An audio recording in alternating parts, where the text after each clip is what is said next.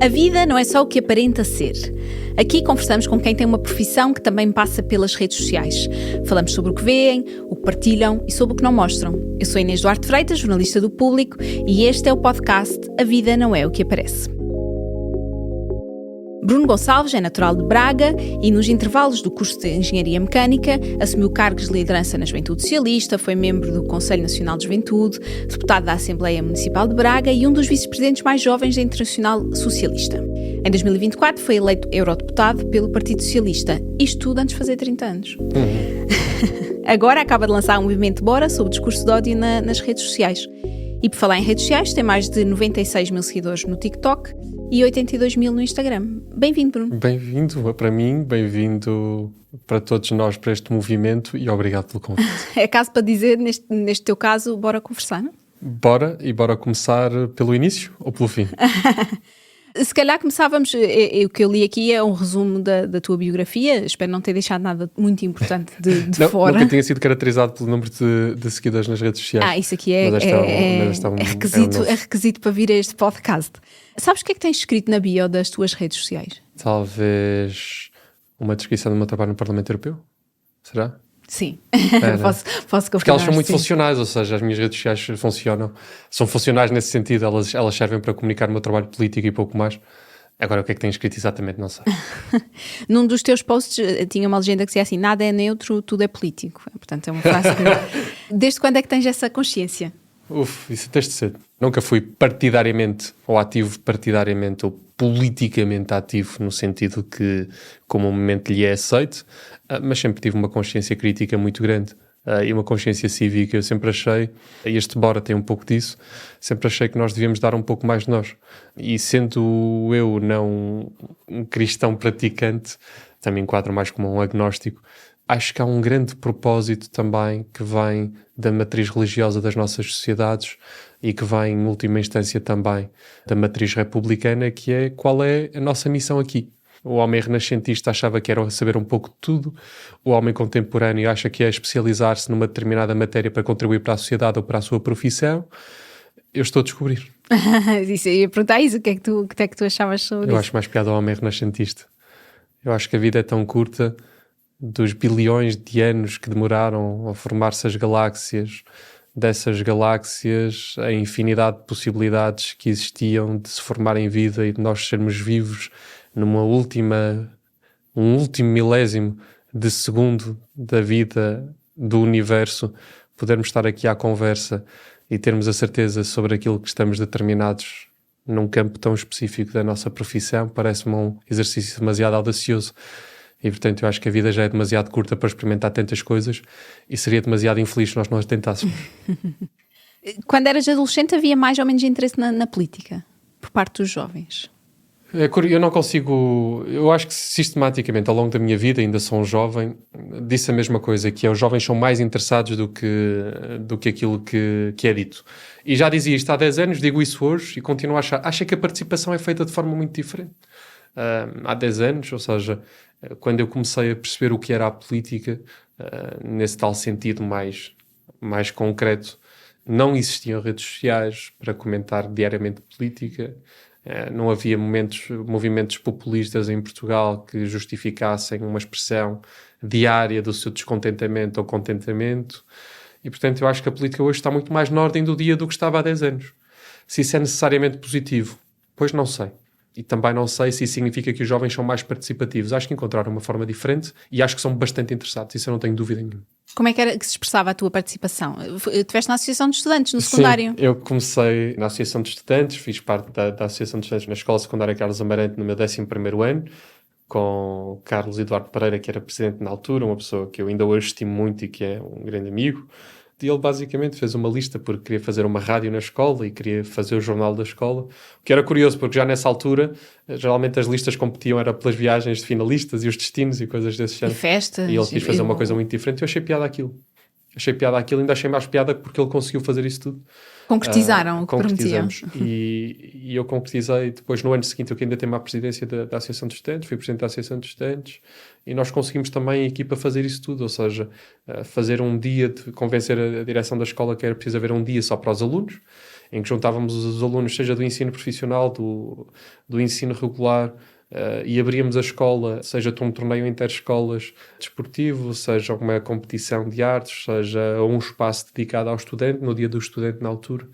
E, portanto, essa parte da convivência sempre me interessou muito, porque já nessa altura nós nos íamos desligando muito da vivência comum, não é?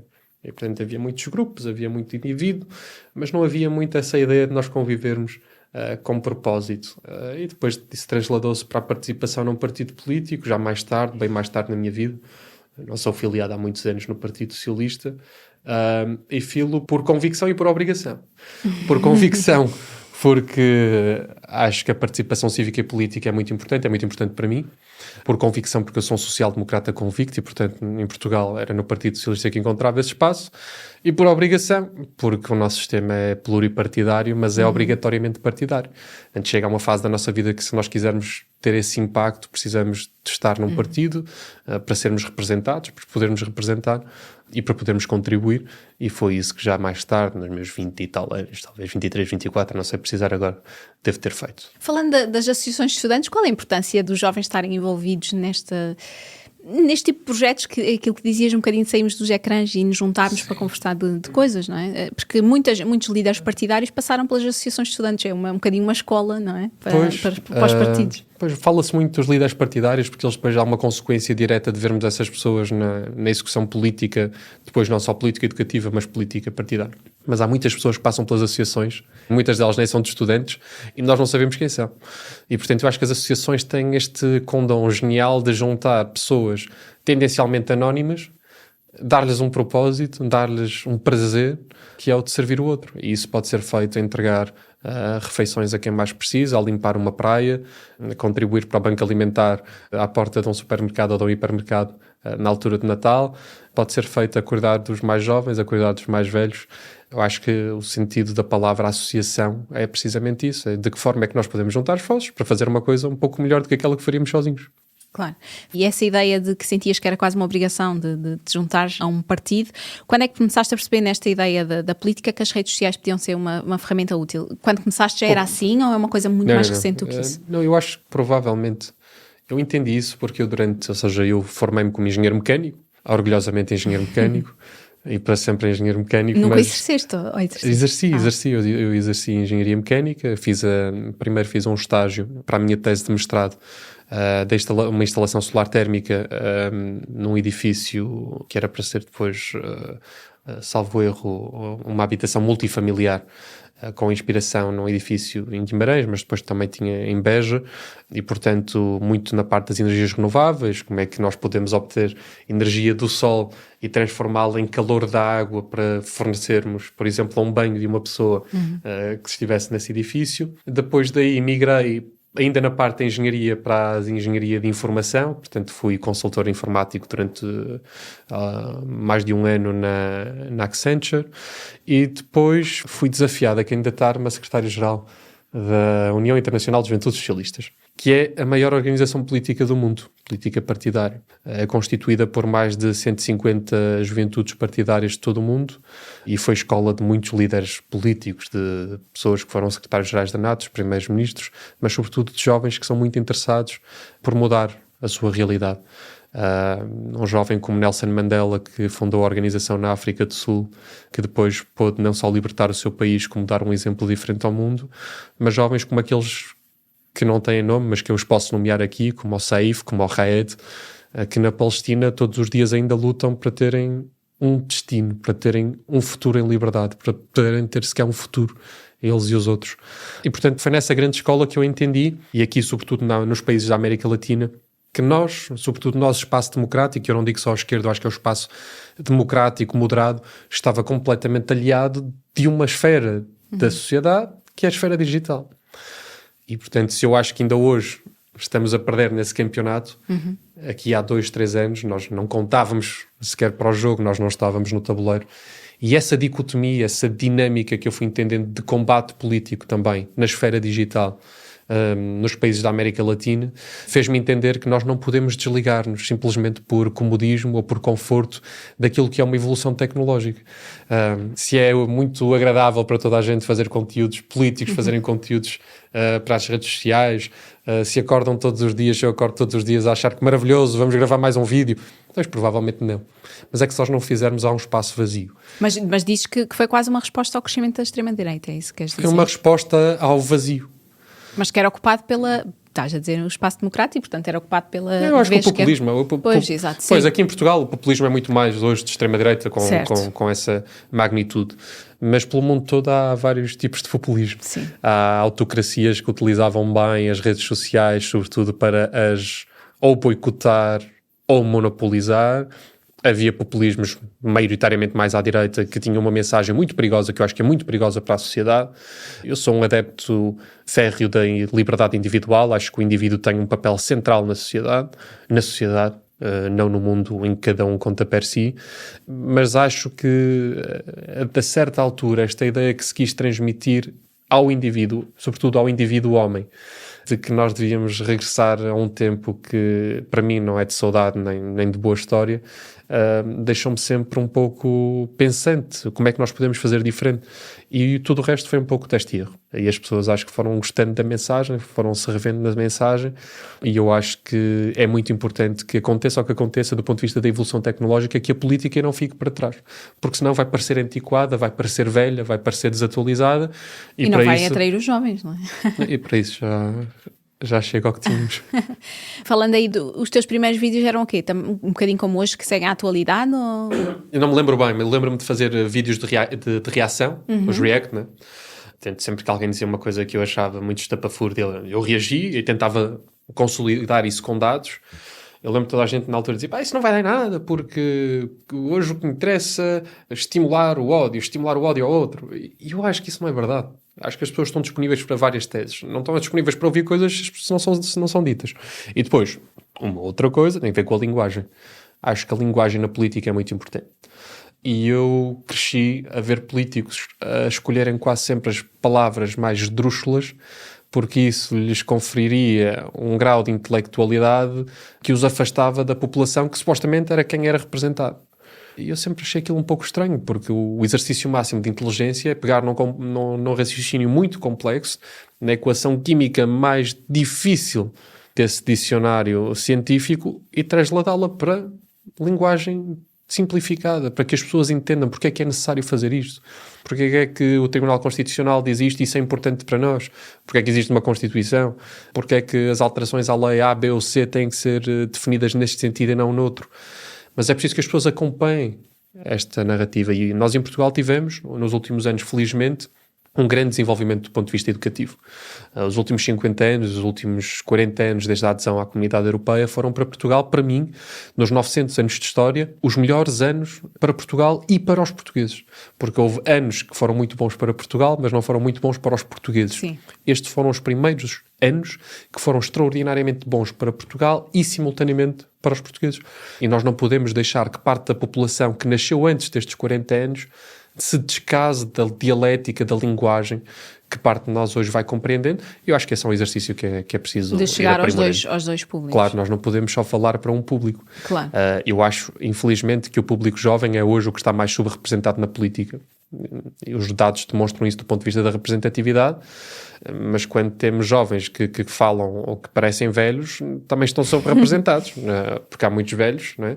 Se quisermos colocar esta dicotomia mais jovem, mais velho, que têm ideias jovens, e portanto as ideias jovens não desaparecem. Claro. Eu acho é que o campo está inclinado para um de certa forma, desadequado com a realidade que vivemos hoje, que é uma realidade de constante ansiedade e constante busca pela novidade, e onde as transformações tecnológicas são hoje tão graves do ponto de vista do gravitas que elas provocam na alteração de comunidade, que nós não podemos esperar 2 anos para perceber como é que vamos falar de inteligência artificial ou de quantum. São coisas que estão aqui e temos que as abordar. Alguma vez sentiste condescendência com a tua idade, ou com o facto de seres jovem, ou ainda sentes?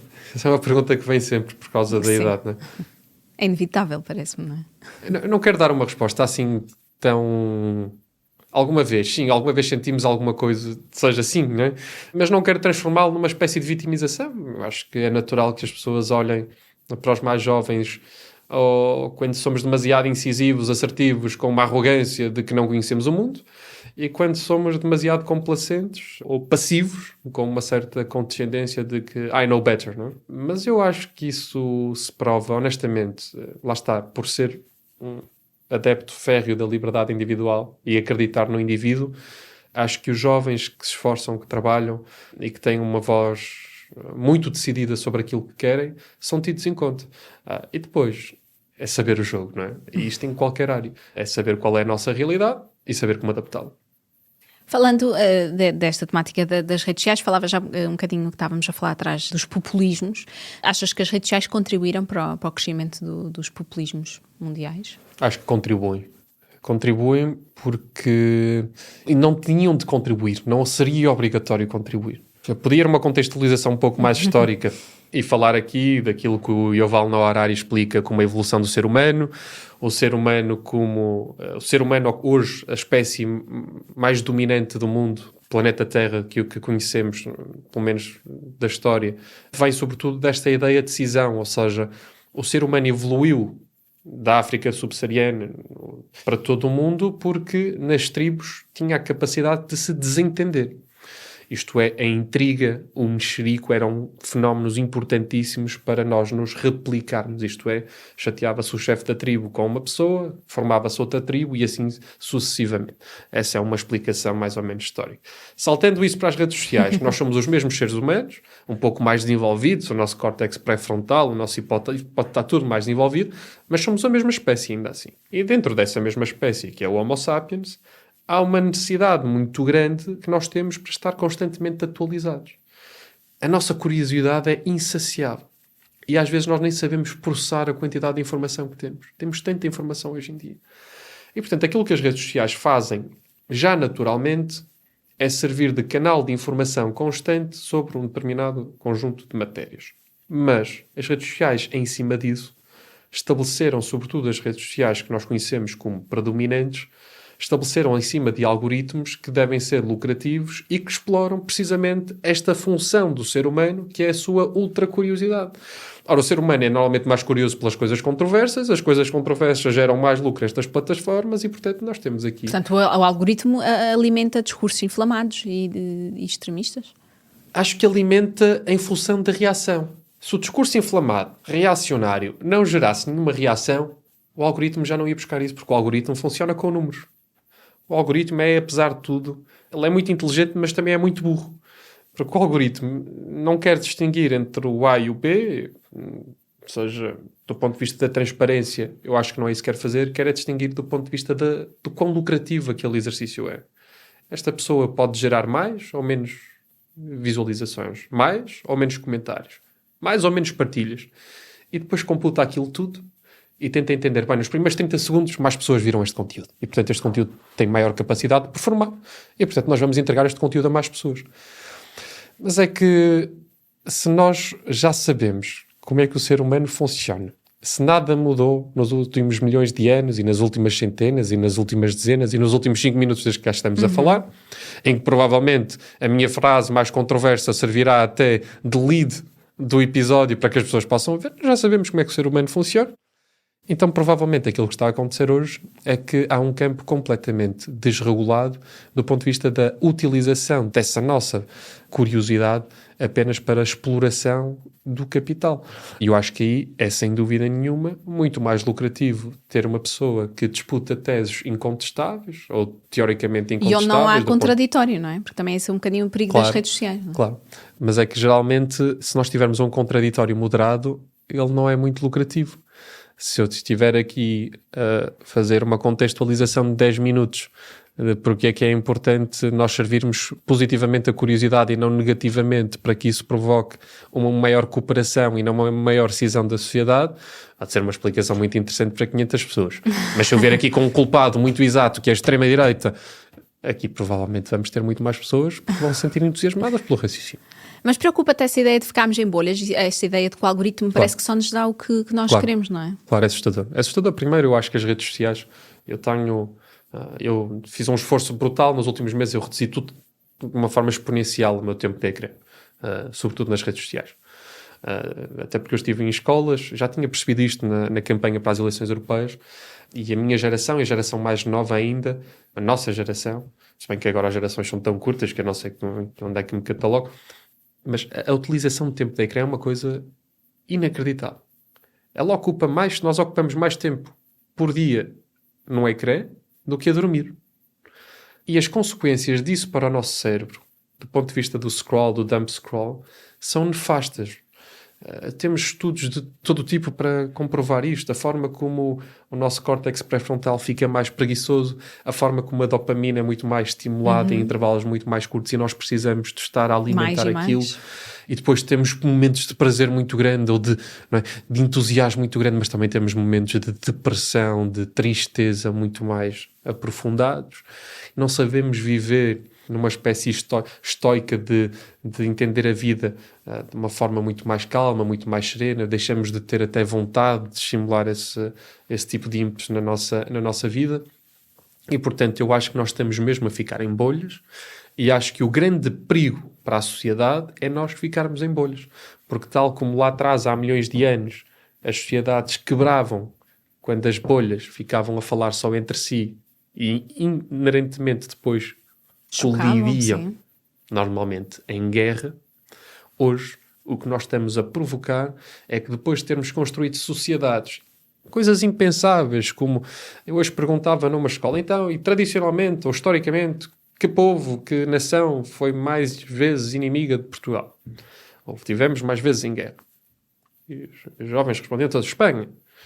Não, e acham a União Europeia importante ou não? Achamos. E há quantos anos nós estamos... E hoje, quem acham o maior inimigo de Portugal? Ninguém disse Espanha. E, portanto, nós conseguimos uma coisa fabulosa no projeto europeu, mas eu acho que nas sociedades democráticas ocidentais, uma cola que é a universalização dos direitos, a universalização da dignidade humana, a democratização do acesso a um conjunto de coisas.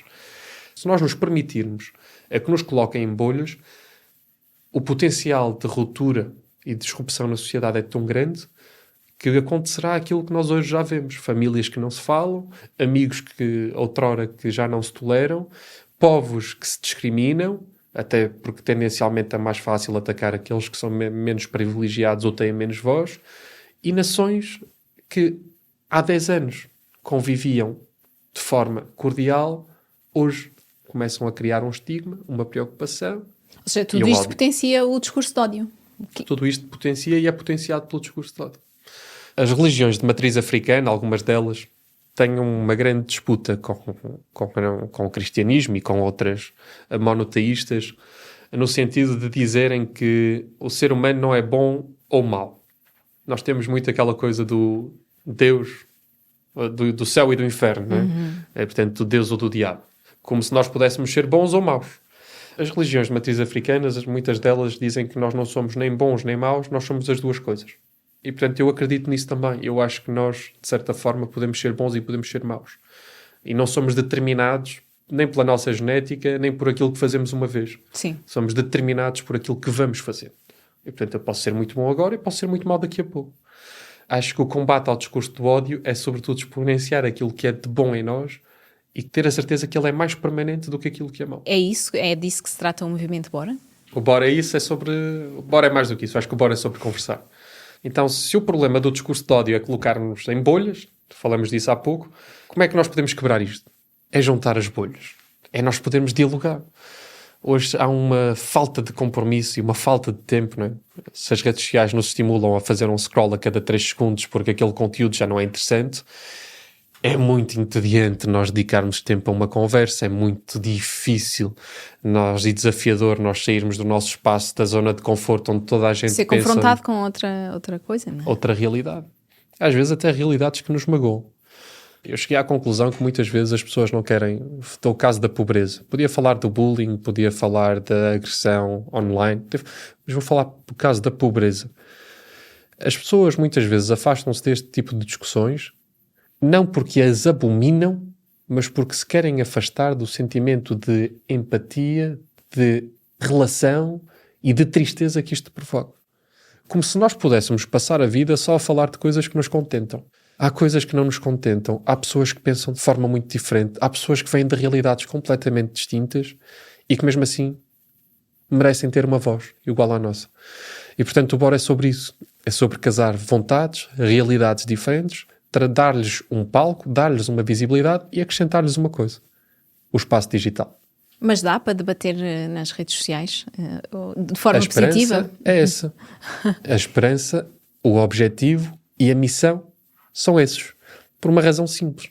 Se nós podemos estar todos a ler insultos de toda a espécie, a toda a hora, em redes sociais, porque é que nós não podemos ler discussões agradáveis, elogios, ou ter entendimentos diferentes sobre um determinado tipo de matéria sem que isso conduza a um ataque pessoal? Eu acho que é possível porque já foi. E, portanto, aquilo que eu gostava era de replicar nas redes sociais aquilo que se passa no mundo real. E nós temos visto isso por todo o país. Os jovens, quando estão a falar cara a cara, como nós estamos aqui, têm muito mais espaço para empatia. Só que eles raramente têm espaço e tempo para falarem uns com os outros. Nós tivemos jovens a dizer que passavam uns 15 euros por dia no telemóvel, outros 8. Quando perguntamos, então, e dormem quantas horas por dia? Porque esta era a pergunta, não é? Então, são 15 horas nas redes sociais ou no telemóvel. Pois, quanto tempo é que sobra para dormir? Pois é. A maior parte deles, eu achei que eram 8 horas, porque era aquilo que me diziam a mim para dormir os meus pais, não é? Não, 8 horas é uma miragem para a maior parte deles. Falamos 6 horas, 5 horas. Pessoas muito ansiosas, e ansiosas obviamente. Mas têm consciência do que está errado neste uso das redes sociais ou não? O que é que perceberam nestes encontros nas escolas? Pois, o que é que achas? Achas que eles são tendencialmente a favor ou contra a proibição das redes sociais? Nas escolas? Não, em geral. Eu acho que são a favor. Eu acho que os jovens têm consciência do problema. Pois, é isso mesmo. Os jovens não só têm consciência, eles já prepararam e já têm mecanismos. Não vou falar aqui muita coisa, porque isso fica para os episódios. Sim. Os jovens já têm mecanismos que eu não tinha, e portanto eu sinto-me até velho nesse sentido, de se relacionarem com as redes sociais. Porque já nasceram assim, não é? Para protegerem a sua privacidade, a sua liberdade e mais do que isso, é a ansiedade com o futuro. Se eu fizer isto assim agora, ficará um traço, um rasto da minha atividade neste momento que poderá ser, para diferentes efeitos, aproveitado lá à frente. E portanto junta-se à ansiedade um novo fator que é a desconfiança. É a desconfiança do outro, é a desconfiança do tempo, do futuro, do passado. Isso para mim foi o mais alarmante de ver. Ou seja, a ansiedade é um sentimento muito transversal a estes jovens. A ansiedade é. Os sintomas, a maior parte deles não entende sequer como ansiedade. Ou seja, a maior parte dos jovens não entende o que é um ataque de ansiedade. Pode não se querer relacionar com a palavra ansiedade, mas se depois forem descritos todos os sintomas daquilo que é ansiedade, quase todos abanam com a cabeça de forma afirmativa. Eles relacionam-se. Já tiveram episódios assim. E é isso que eu acho que é fundamentalmente diferente das últimas gerações. As últimas gerações tiveram pressão, é verdade, seja nos estudos, fosse no trabalho, há mais tempo até, mas eu acho que esta é uma geração ansiosa e desconfiada. E ao mesmo tempo, curiosamente, muito consciente. Ou seja, não são inconscientes perante aquilo que se passa no mundo à volta, mas ainda não há ferramentas, ainda não têm ferramentas. Ou seja, é importante estes temas das redes sociais e do discurso de ódio estarem, por exemplo, na disciplina de cidadania, que tantas vezes é atacada e que é muito mais do que sexualidade, não é? Sem dúvida, mas eu lembro-me, não sei se te lembras das tuas aulas de cidadania, mas as aulas de cidadania sempre foram o parente mais pobre, eram quase aquelas aulas que eram dispensáveis e, portanto, se desse para não ter aula de cidadania, as escolas optavam, os alunos optavam. Nunca foi entendido de forma tão séria, também acho por uma razão. Nunca tivemos um estado de alarme deste nível, não é? E portanto o fenómeno do bullying existiu e existe, o fenómeno da discriminação existiu e existe, estes fenómenos existirão, existem e existiram, mas nós nunca tivemos num estágio tal, isto dito também pelos professores, em que há um descasamento tão grande entre rapazes e raparigas, entre pessoas com mais e menores necessidades do ponto de vista da atenção, do carinho e do amor, a pessoas que utilizam mais as redes sociais e pessoas que utilizam menos. Isso está a ficar tão visível, não só para nós, mas também entre eles, que convivem todos os dias. Mas todos podemos ser alvo de discurso de ódio, ou seja, se nos pode afetar a todos ou se continua a ser perpetrado sobre estas franjas mais vulneráveis. E falavas aí das mulheres, por exemplo, as redes sociais achas que têm ajudado a proliferar a masculinidade tóxica? É esta ideia da manosfera? Inequivocamente sim, e nós acho que vamos poder ver isso em algumas das nossas conversas. Mas é curioso, porque há muito a escrever ainda sobre estas conversas. O que é que eu acho? Eu acho que, simultaneamente, muitos destes jovens rapazes se sentem verdadeiramente pressionados. E, portanto, essa ideia de que a pressão é uma desculpa não é. Eles sentem isso mesmo. Depois, eu acho que há uma diferença muito grande na forma como conseguem exprimir de forma consolidada as suas ideias face às jovens raparigas da mesma idade. E, portanto, temos de olhar também para isto. Mas, simultaneamente, não são homens. Eu não ouvi um jovem rapaz dizer-me que as mulheres deveriam receber menos que os homens. Eu não ouvi um a dizer que as mulheres não deviam trabalhar. E, portanto, se nós há 40 anos perguntássemos isto nas escolas, isto seria dito. E, portanto, mesmo esta geração, que é normalmente retratada como um caso perdido, como jovens rapazes, é, na verdade, também muito consciente dos direitos. Eu acho é que eles acrescentam a si, e pelo menos este é o meu entendimento neste momento, passível de ser alterado com novas informações. Eu acho que os jovens rapazes sentem de uma forma muito maior a pressão, não só que lhes é colocada, mas que eles colocam a si mesmo. E isso vem muito daquilo que bebem nas redes sociais, sobretudo dos influenciadores de opinião. É uma pressão para caber num ideal de masculinidade? É uma crise de identidade.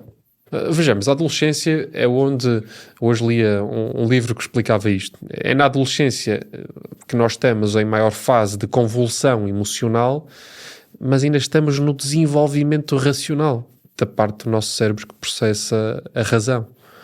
Ou seja, nós não sabemos bem como lidar com tudo aquilo. E nos homens é tradicionalmente mais tarde que se atinge a maturidade, ou a maturidade do ponto de vista comparativo com as mulheres. Isso tem que ver com questões biológicas, hormonais, e eu acho que nós já todos sentimos isso. Eu acho é que quando se coloca a um indivíduo, e aqui esqueçamos se é homem ou se é mulher, mas a um indivíduo que está ainda na sua formação enquanto cidadão, enquanto pessoa, que ainda não sabe bem qual é a sua responsabilidade no mundo, quando se lhe coloca a pressão, ao mesmo tempo que dizemos que somos todos iguais, algumas pessoas lhe dizem que a sua somos todos iguais, mas a sua responsabilidade no mundo é maior, porque tem de providenciar, porque tem de ser o alfa macho do grupo. Aquilo que se lhe é colocado é, neste momento, uma difusão muito grande entre aquilo que é a igualdade e aquilo que é a responsabilidade, aquilo que é a desigualdade e aquilo que é a pressão. E é aqui que eu acho que nós temos de influir. Porque eu acho que estes jovens não são maioritariamente predispostos a votar num partido A ou B, nem para a extrema-direita, nem para a extrema-esquerda, nem à esquerda, nem à direita. Eu acho que eles estão num processo de formação de identidade. E aqui a responsabilidade clara não é só daqueles que querem influenciar de uma certa forma e que, apesar de tudo, gozam dessa liberdade de expressão, e eu acho que, apesar de tudo, também é importante que tenham essa liberdade de expressão. Agora, tem que ter outros exemplos também. E esses exemplos têm que ser vistos também como possíveis e, já agora, como adequados e, já agora, como mais positivos. Porque não há nada pior para um jovem rapaz do que ser ainda mais pressionado. Esta ideia de que o homem tem de ser rico, e tem de ser rico rápido, e tem de ser o melhor empreendedor da turma, porque tem que ser bilionário e depois tem de gerir uma empresa única, é tudo de um mundo tão distópico que, se nós analisarmos a probabilidade, isto é, quantos vão casos, efetivamente ser ricos antes de 30? Claro. E isto leva-nos não ao futuro, mas ao passado. É que no passado já tivemos décadas assim. E nessas décadas aquilo que se depois criou no ambiente familiar era uma frustração, sobretudo no casal, no homem, onde ele deixava de entender o seu papel como tendo sido cumprido, passava a entender o seu papel como tendo sido frustrado, ou por ele, ou pela sociedade, ou pelos outros. Isso geralmente acabou sempre numa manifestação emocional e muitas vezes física, que violência. Acabou muitas vezes em violência, seja ela psicológica, seja ela mesmo da agressão que nós conhecemos mais comum. E é precisamente isso. Isto volta lá atrás outra vez à contextualização histórica. Quanto mais bolhas tivermos, quanto menos igualdade, quanto menos liberdade tivermos, para sermos aquilo que quisermos, mas para nos respeitarmos uns aos outros, homens, mulheres, mulheres, homens, o que quer que seja, maior é a probabilidade de nós voltarmos às guerras, e elas não têm de ser só entre povos. Às vezes podem ser mesmo dentro de casa. Como é que nós resolvemos este problema do discurso de ódio sem ferir a liberdade de expressão? É falar. E é isso que nós procuramos fazer. Bora conversar. Porque eu acho que se a última consequência deste problema do discurso do ódio é a guerra, é o conflito, então o que nós precisamos de procurar é o diálogo. E ele não tem que ter um intuito. Ele não tem que ser... conclusivo até, não é? doutrinário. Não tem de ser doutrinário. Ele não tem de instruir. Nós não temos de ir a uma escola dizer, ou vir aqui a uma redação, dizer, bem, a partir de agora a minha tese é melhor, porque a social-democracia no mundo provou que todos os países são extraordinários, vamos todos ser ricos, vamos todos ser felizes, a água vai ficar menos poluída. Não, nós temos de ter a tolerância para ouvir o outro. E podemos sair de lá, eu com a mesma opinião, e a Cristina com a mesma, e quem quer que seja com a mesma. Mas no final do dia, o mais importante de tudo para mim é ter a habilidade de conversar. E as redes sociais tiraram muito disso. Porque uma pessoa, geralmente, que não quer perder 3 minutos a escrever um comentário com um conjunto de dados, não se inibe de escrever em 3 segundos o que acha desprezível naquela pessoa, naquela ideia ou naquele vídeo. E isso geralmente não acontece quando nós falamos uns com os outros. Portanto, a grande missão do Bora é transpor uma conversa, e foram todas elas muito agradáveis, até com ideias muito diferentes e posições muito curiosas, é transpor para a vida digital aquilo que nós temos na vida real. Mas as pessoas acham que podem dizer tudo nas redes sociais? Qual é a tua opinião? Podem ou não podem? Podem dizer tudo, naturalmente. Eu pergunto, podes dizer tudo na vida real? Podes dizer tudo aos teus colegas? Podes. No limite da boa educação, não é? Do respeito pela opinião do outro. Sim, e perante o Estado, qual é o limite? Pois. É o direito. Sim. É a legalidade. Há coisas que nós não podemos dizer. Mas você acha que devia haver um controle mais apertado nas redes sociais? Não. Eu, do ponto de vista da liberdade individual... Da legalidade, não é? Dos ataques diretos. Eu acho que é o contrário. Ou seja, eu não posso impedir-te de me dizeres neste momento aquilo que tu achas de mim, e nem posso impedir-te sequer de dizeres uma mentira sobre mim que, do ponto de vista legal, constitui um crime. Mas eu posso fazer uma coisa. Eu posso ativar os mecanismos para te responsabilizar perante aquilo que disseste. Certo. E, portanto, é isto que eu acredito de um ponto de vista de princípio, que é a liberdade máxima para o indivíduo e responsabilidade máxima sobre aquilo que o indivíduo exerce do ponto de vista da sua liberdade. O que é que deve acontecer nas redes sociais? É que as pessoas que proliferam mentiras, as pessoas que deliberadamente atacam os outros de uma forma mais do que ilegal e imoral, devem ser responsabilizadas por isso. Se quiserem continuar, não há problema nenhum. Respondem perante a lei, respondem perante o Estado, e é assim que nós, enquanto Estado democrático, promovemos essa convivência entre as pessoas. Foi assim que no passado as religiões, a religião cristã com os 10 mandamentos, não sei por alguma razão hoje, a religião já veio 2 ou 3 vezes. Esta conversa. Mas é isto, tudo isto são códigos de conduta para nós agirmos em sociedade. Não são coisas diferentes. A ideia de não roubar, de não falar mal do outro, de não mentir, são coisas tão óbvias, tão naturais, que não deveriam precisar de explicação. E se precisarem, também precisam de responsabilização. Mas o que é que achas que configura discurso de ódio? Tanta coisa. Quando... Vamos a casos concretos, talvez? Sim, se tiveres bons exemplos. Não, coisas que me lembrar-me durante estes segundos. Quando uma mulher publica uma foto nas redes sociais e alguém vai lá insultá-la gratuitamente, tentar fazer com que ela sinta vergonha do seu corpo, é ou não é discurso de ódio? Quando alguém diz e tenta propalar que uma pessoa, por ser do partido A ou B, ou ter uma ideologia A ou B, é automaticamente um criminoso, e tentar fazer passar esta ideia de odiá-los coletivamente, é ou não é discurso de ódio? Se tentarem, mais do que justificar, propalar o antissemitismo como uma ideia normal, isto é ou não é discurso de ódio? O discurso de ódio tem que ver com o respeito ao outro. Onde é que acaba a nossa liberdade? E eu acho que a nossa liberdade acaba onde começa a dos outros. Elas podem todas coexistir. Elas não podem ser opressores. Porque tudo aquilo que é opressor não é bom para a sociedade e não é bom para o indivíduo. E, portanto, o discurso de ódio, que está, aliás, muito bem parametrizado do ponto de vista da nossa relação entre pessoas há centenas de anos, a tal ideia de não mentir, a tal ideia de não difamar, tem que ter um entendimento exatamente igual nas redes sociais. Porque não é liberdade de expressão eu mentir, eu insultar. Isso não é liberdade de expressão. Esta educação sobre o que é ou não liberdade de expressão, sobre até a conduta que devemos ter nas redes sociais, é sobretudo importante nos jovens, ou achas que é uma coisa que é transversal? Até porque, imagina, estes jovens que vocês vão falar nas escolas, como dizíamos aqui, são nativos digitais, não é? Portanto, pessoas que nasceram já numa era das redes sociais. Mas, se calhar, os pais, os avós, não, e também estão neste mesmo espaço, não é? Mas eu acho que não consigo hoje ter uma relação direta entre a idade e a propagação deste tipo de narrativas ou de comentários online. O que eu consigo dizer é que há um desfazamento da frequência do discurso do ódio entre o mundo real e o mundo digital, ou seja, a maior incidência do ódio no mundo digital. Há hoje ainda mais frequência dos mais jovens no mundo digital do que há dos menos jovens, e, portanto, se houver aqui uma correlação, nós conseguimos facilmente estabelecer que, ou através de contas não reais, as contas bots, ou através de contas reais, sejam elas secundárias ou terciárias ou o que seja, tem que haver uma responsabilização maior sobre o mundo digital. Porque não é frequente nós andarmos na rua e uma pessoa nos insultar. Hoje, se calhar, é mais muito raro, diria eu. Não é frequente. Sim. Até comigo, quer dizer, que sou um social-democrata convicto, sou do Partido Socialista, quer dizer, essa coisa que hoje parece que assusta tanta gente. Não é normal eu ter, aliás, eu não me lembro de ter uma má interação na rua.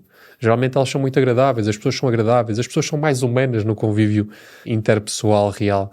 E eu não posso dizer o mesmo sobre as redes sociais. Eu não estou a falar sequer das minhas redes sociais, estou a falar das redes sociais em abstrato.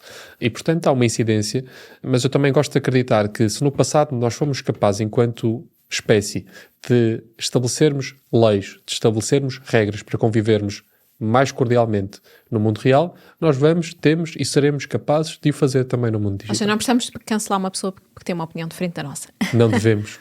Não devemos cancelar. E, aliás, os mais jovens nisso foram muito, eu diria, muito claros na sua opinião. E um dos episódios é precisamente sobre o cancelamento. E todas as semanas nós temos um episódio de alguém que aparentemente nos merece um cancelamento. E a maior parte dos jovens não acha que isso deve ser feito. E, portanto, nós temos mesmo que analisar, depois também do ponto de vista dessa consciência, quais são os limites. Há limites? Se não há limites, o que é que devemos fazer? O cancelamento pode existir? Não. Mas e se existir, deve ser fruto da reincidência da pessoa? Ou devemos condenar a pessoa porque teve um episódio... E depois depende ou não depende da premeditação daquele episódio? Depende ou não depende da consciência daquele episódio? Estes termos parecem-nos familiares? Os crimes premeditados têm uma moldura penal maior ou menor? Os crimes sobre os quais as pessoas que os cometeram tinham consciência têm uma moldura penal maior ou menor? Se calhar nós vamos perceber que nós estamos a falar de casos muito concretos, de coisas muito concretas, mas se nos abstrairmos daquilo que significa o mundo digital, talvez já tenhamos algumas respostas para isso. Mas os jovens e não só, não é? Às vezes é difícil manter amizades até, não é? Quando percebemos que temos diferenças muito estruturais com as pessoas, ou, por exemplo, a nível de política, é uma coisa que acontece muito. No outro dia havia uma imagem que viralizou que dizia que se soubéssemos o que sabemos hoje sobre os nossos amigos de infância, provavelmente já não seriam nossos amigos. Sim. E curiosamente é sobre os nossos amigos de infância que nós guardamos as memórias mais tenras e as memórias muitas vezes até de maior cumplicidade. Porque independentemente daquilo que nós achávamos, vivemos coisas, partilhamos emoções que são irrepetíveis. E se nós conseguimos fazer isto com os nossos amigos de infância, porque vivemos e partilhamos este espaço com eles, porque é que não haveremos de poder fazer isto com outras pessoas? Porque eu gosto de acreditar na parte humana de toda a gente, até daqueles que propalam ideias que tendencialmente são opressoras dos outros humanos. Acredito que há um espaço para a conversão, para o desentendimento. Agora, a minha preocupação é que seja maioritário e que seja cool falar. E que o inverso e o contrário disto seja minoritário e não seja cool. Então agora o objetivo é, vão haver vários episódios sobre vários temas divididos por cada escola, ou como é que... Sim, o que é que se segue agora? Nós temos 9 episódios. Esses 9 episódios serão gravados em diferentes escolas. Cada episódio contará com um convidado. Cada um desses convidados, figuras que se destacam nas diferentes áreas e geralmente, tendencialmente, mais conhecidos dos mais jovens, dirigir-se-ão a essa escola comigo, teremos uma conversa. Essa conversa dar-se-á de forma informal. Os jovens poderão dizer se concordam mais ou menos com a pergunta A ou B, poderão dizer se o caminho é mesmo por ali, poderão discordar totalmente daquilo que lhes vier à cabeça e poderão fazê-lo num espaço seguro. Aconteceu? Várias vezes. As discussões não existem com pontos de partida iguais. E eu posso dizer que eu achava no início que ia ser difícil cativar a atenção dos jovens. Há sempre aquela preocupação, será que vão interagir? Será que o debate vai ser interessante? será que é por aqui? Ou será que vão estar no telemóvel? E é curioso, nós não proibimos um telemóvel nas sessões e eu não me lembro de ver um destes jovens com um telemóvel durante a sessão. E as sessões eram de 1h30, algumas de 1h40, algumas que atravessaram as 2 horas. E, portanto, acho que os conseguimos cativar, acho que eles se cativaram e acho que eles entenderam o essencial. É que eles são os protagonistas destas conversas. A forma de transladá-lo depois para a conversa digital é que eu acho que vai ser a mais interessante, porque se o áudio pode viralizar, o diálogo também pode, deve e viralizará. Quando é que isto vai estar disponível? Bem, nós vamos lançar o primeiro episódio na primeira semana de junho e, portanto, a partir daí, um pouco antes disso, vamos já lançar alguns previews sobre o episódio e a partir daí vamos lançando periodicamente cada um dos episódios. Esta primeira temporada contará com 9 episódios e deverá estar no ar até ao início do próximo ano letivo. Muito bem. E falando aqui do ódio, há bocadinho falavas que te recebes muitos comentários de ódio na tua página, ou nem por isso? Agora leio menos. Como eu digo, eu tentei desconectar-me o mais possível das redes sociais do ponto de vista de consumo diário. Eu acho que as pessoas são muito simpáticas, não dão muita... E às vezes até tento entender, honestamente. Não tenho tempo para esse exercício todo, mas sempre que alguma pessoa comenta de uma forma mais desagradável e eu vejo que é uma pessoa real, isto é, ou que tem um ponto de partida muito diferente do meu, mas que eu exprimo de uma forma agressiva, eu até tento entender mais essa pessoa, ou seja, porquê isto, de onde é que isto vem, será que há algum raciocínio que eu desconsidero neste momento que possa fazer sentido? E, portanto, não parto automaticamente para a ideia de que esta pessoa é má, esta pessoa é mal intencionada. Não tens hábito de bloquear pessoas? Quando são páginas falsas, ou quando são simplesmente insultos gratuitos, eu bloqueio. Bloqueio por uma razão simples, porque é a ferramenta que eu tenho ao meu dispor para não voltar a ler uma coisa daquelas. Obviamente nós na vida não podemos fazer isto, eu não posso bloquear, mas é que na vida há uma responsabilidade acrescida. Uma pessoa que nos insulte na rua responde criminalmente ou responde civicamente por isso. Se uma pessoa com outras tantas na rua nos insultar, as outras ficarão chocadas e também, de forma coletiva, chamarão a atenção. Ou seja, há uma repressão, uma reprimenda pelo menos coletiva. Nas redes sociais isso não existe. Não existe porque ou nos queremos proteger ou não queremos iniciar uma discussão. A maior parte destes jovens dizia, nós comentamos menos, talvez, porque não nos queremos expor. E, portanto, não queremos iniciar ali uma discussão que vai ser tendencialmente prolongada e podemos até perder a razão a meio de... E já agora, na vida real não existem pessoas sem cara. Isso não existe. E é curioso que esta parte é muito curiosa porque são aqueles que no espaço real são contra coisas de anonimato, por exemplo, como a burca, sim, que depois no mundo digital são a favor de que as pessoas possam não mostrar sequer os olhos. Sim. E quando digo mostrar os olhos não é no sentido figurativo de te mostrar a fotografia, mas é de terem identidade. Claro, mas dizias aí que tens reduzido o teu uso das redes sociais. Alguma vez te preocupaste no sentido de ser uma dependência ou de afetarem a tua própria saúde mental? Claro. Aliás, eu comecei a reduzir por sentir isso. Eu contei esta história já algumas vezes. Um dia, depois dos dias de Parlamento, que geralmente são frenéticos, isto é, uma intensidade gigante de reuniões diferentes, chegar a casa, por volta das 8, 9 da noite, cozinhar e estar no sofá pouco depois de jantar e eu tinha acabado de pousar o telemóvel porque me queria desligar, queria ver uma série. E antes de eu sequer conseguir ligar a plataforma na televisão, já estava automaticamente o telemóvel na minha mão, eu já tinha desbloqueado o telemóvel com o polegar, já tinha entrado no Instagram e já estava a fazer não sei o quê. E nesse momento eu dei por mim e fiquei, mas então, eu há 5 segundos tinha dito que ia pousar o telemóvel. Sim. Eu não estou aqui a fazer absolutamente nada. Já perdi os meus últimos 10 minutos a ver coisas completamente irrelevantes para a minha vida que no máximo provocam picos de ansiedade porque é informação que eu não consigo processar e à qual não vou ter tempo para dedicar do ponto de vista de interiorizar esta informação. E a partir daí entendi que não bastava limitar o tempo de ecrã com aquelas limitações de hora que nós que tendencialmente ignoramos, mas muitas vezes vou apagando por completo as redes, outras vezes vou instalando, vai sendo muito mais à medida que vou postando coisas e vou tentar encontrar este equilíbrio. Ainda não consegui neste momento, mas se tiverem dicas para mim, eu aceito. O que é que o teu algoritmo está sempre a sugerir? O meu algoritmo, ele vai variando muito. O meu acha que eu gosto muito de política, portanto vai oferecendo muito sobre isso, mas vídeos de desporto, muito. E é curioso, porque eu acho que ele às vezes até nos ouve. Às vezes até nos ouve antes de nós falarmos, que é uma coisa curiosa. Eu às vezes acho que estou a pensar numa coisa, ainda não a comentei com absolutamente ninguém e o algoritmo já está lá a providenciar aquilo que eu pensei, se fosse comida, fosse um desporto. E, portanto, o meu algoritmo é muito tendencialmente isto. E é curioso porque estes vídeos da manosfera, por exemplo, que estarão muito em voga hoje, não me aparecem. Nunca tive um vídeo sugerido e é curioso, porque aí sim vemos as bolhas. Sim. Nunca te cruzaste com o Andrew Tate. Não são fornecidos. Portanto, eu nem sequer consigo, muitas vezes. A não ser que me seja enviado e, obviamente... Sim, até para informar, não é? Para poder falar sobre o tema. Sim. No outro dia percebi isto porque tinha chegado ao meu gabinete e nós fazemos às vezes uma análise de dados. E nessa análise de dados, naquele dia, o tema mais falado era... Agora não consigo precisar o nome da pessoa... Mas era alguma coisa relacionada com a Casa dos Segredos. Mas era assim brutalmente destacado. Aquele casal, não é? Era uma coisa de...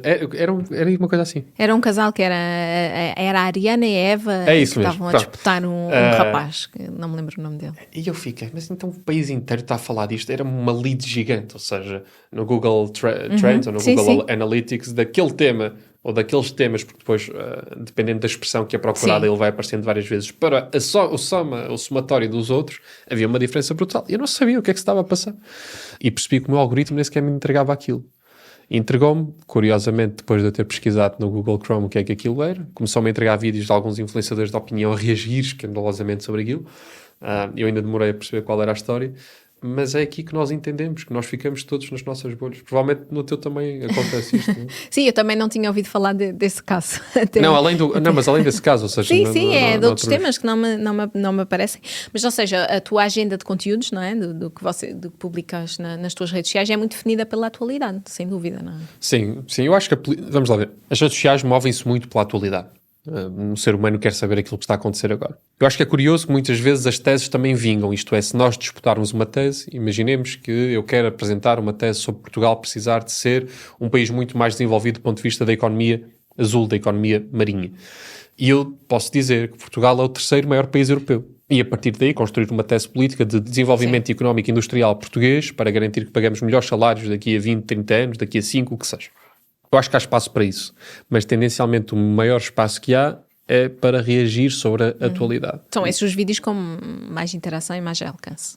Eu diria que geralmente sim, mas é muito curioso, porque estes vídeos do Bora, o Bora não era a atualidade. Não existia. Sim, era uma coisa nova. Não existia. E, portanto, eu acho que nós também, se formos criativos o suficiente, nós podemos gerar a atualidade. E acho que esse é o esforço que nós, enquanto responsáveis políticos, também precisamos de fazer. Não sermos arrastados apenas pela maré. E eu acho que isso advém, sobretudo, dos momentos em que nós desfrutamos do tédio. Aquilo que o Demasi descrevia como ócio criativo. Nós passamos muito pouco tempo a entediar-nos. E é curioso que é nos momentos de tédio, a tomar banho, a descansar no sofá, a correr a velocidade de passo, que nós temos as melhores ideias, que nos vêm as eurecas da vida, as epifanias. Curioso, Arquimedes também foi numa banheira. E, portanto, eu acho que nós temos de desacelerar, sem que isso signifique perder a velocidade. Mas às vezes precisamos mesmo de um repouso. E respondendo à pergunta, isso significa não estarmos sempre a reagir e termos também uma maior contenção na reação, porque também já me aconteceu reagir a quente, não é? A quente e passado um dia achar que não tinha razão. Isso coloca-nos não só na obrigação de depois prestar um esclarecimento, de dizer, mas nós não podemos deixar passar as coisas todas, porque senão também há uma normalização de um conjunto de coisas que não têm disputa, que não têm contraditório, mas devemos procurar, no domínio da possibilidade, imprimir alguma razoabilidade na forma como vamos interpretando a realidade. E que temas é que preferes não falar nas redes sociais? Assim, de repente, não consigo lembrar. Temas é que eu prefiro não falar.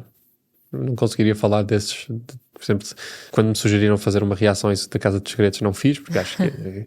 primeiro, acho esse tipo de programas de pouco interesse para mim. Não acho sequer entretenimento.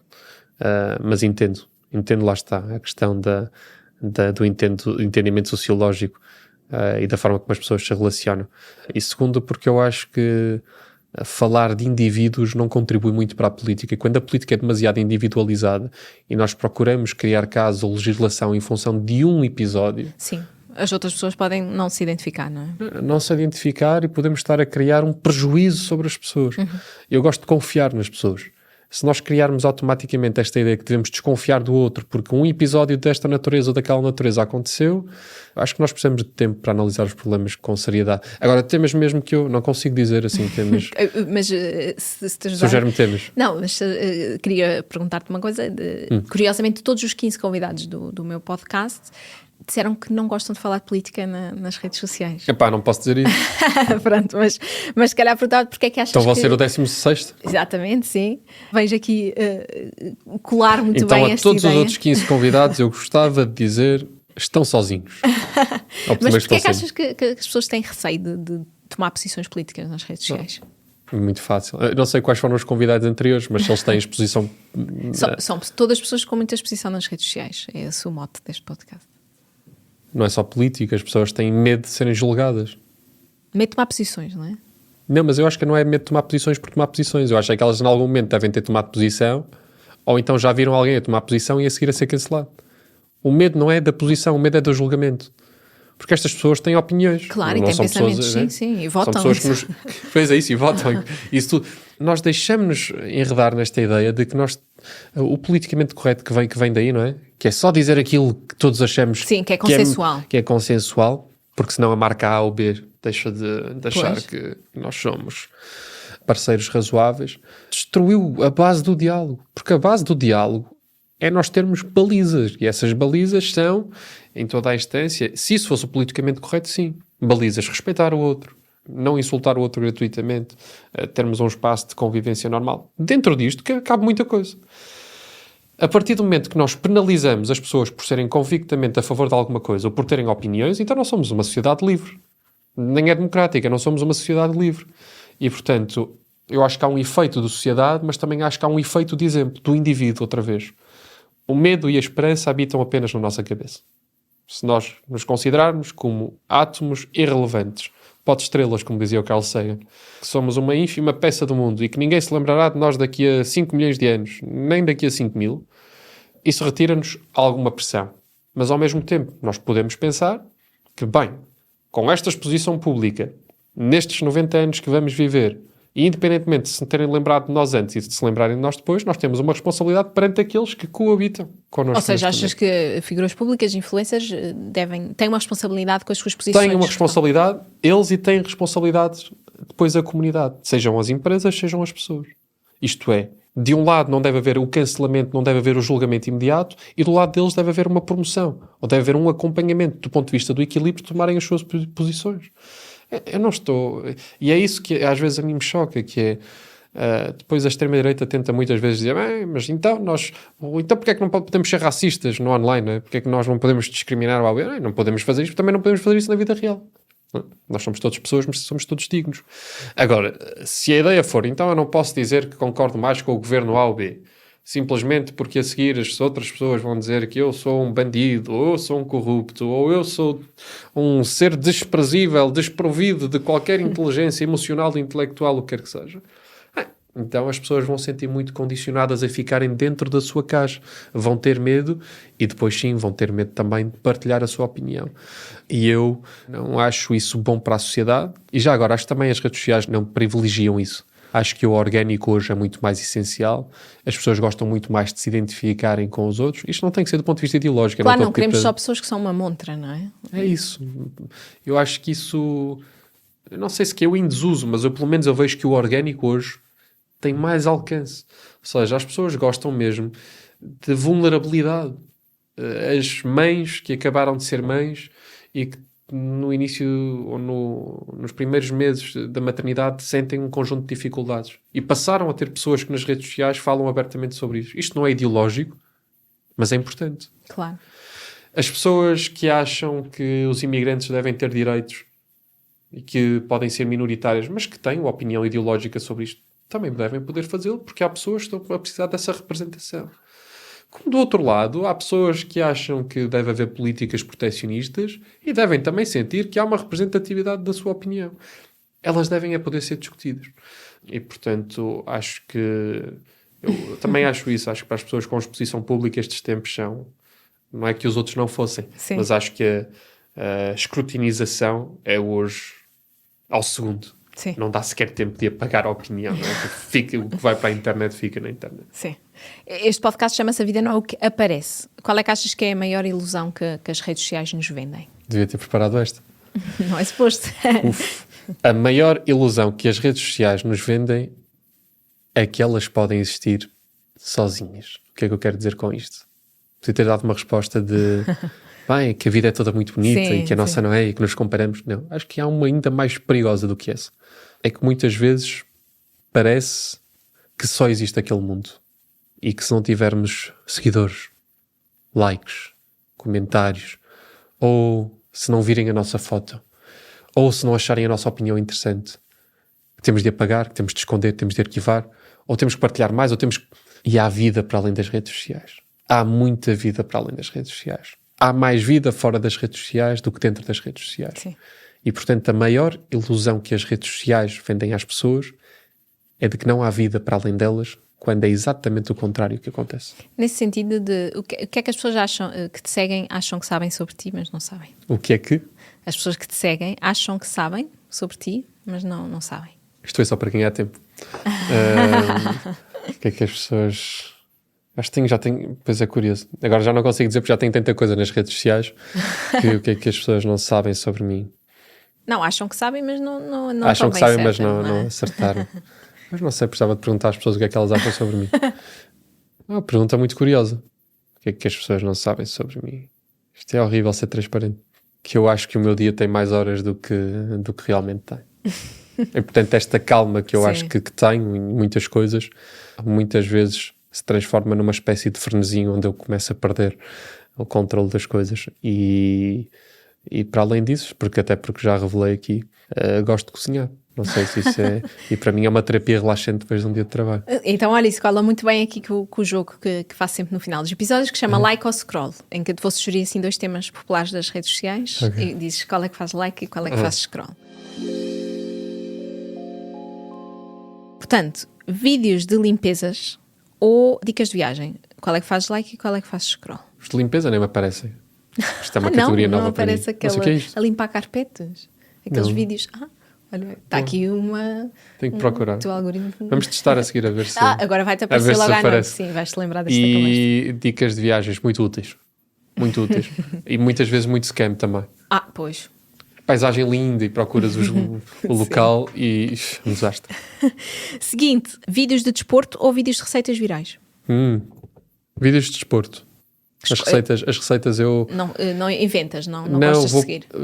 Invento muitas vezes, mas prefiro procurar a Google. Última categoria, reacts políticos ou vídeos do Kikis Hot?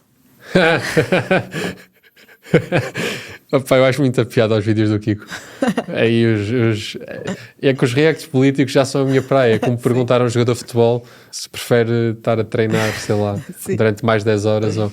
Portanto, vamos aos vídeos do Kiko, até porque ele tem muita piada. E é curioso, porque o Kiko começa por ser uma pessoa, até acho, infelizmente ainda por muitas pessoas, assim, muito controversa.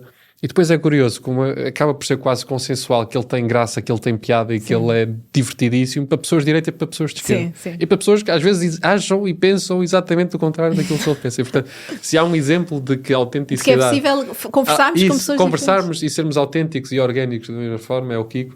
Até porque eu sempre ouvi, espero que ele não me desiluda e que não tenha nenhum conteúdo que agora envergonhe aquilo que eu vou dizer, mas sempre ouvi a ser muito simpático com todas as pessoas, mesmo quando discordam, não, mesmo até quando são desagradáveis.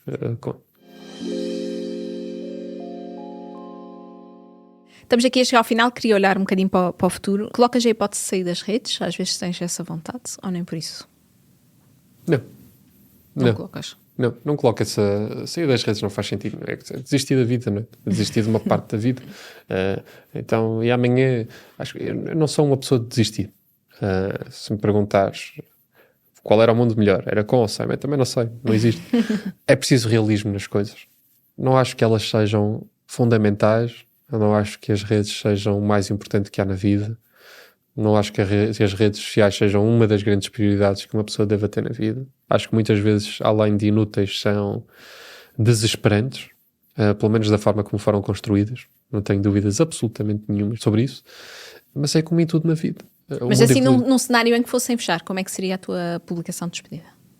Minha publicação de despedida seria... foi... Isto era um anúncio já. A minha publicação de despedida seria até daqui a 5 minutos. Até ao próximo scroll. Muito bem. Obrigada, Bruno. Obrigado pela conversa. E assim nos despedimos. Podem continuar a acompanhar o Bruno Gonçalves nas redes sociais e o Movimento Bora também. E já agora o público também. Até para a semana. Para não perder os novos episódios, subscreva este podcast do Público na sua aplicação preferida.